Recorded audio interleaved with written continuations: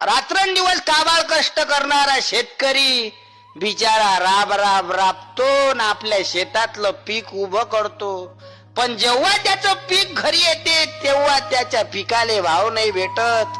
मग एखादा शेतकरी सरकारच्या विरोधात आवाज उठवतो, त्यावेळेस त्याचा आवाज दाबल्या जाते.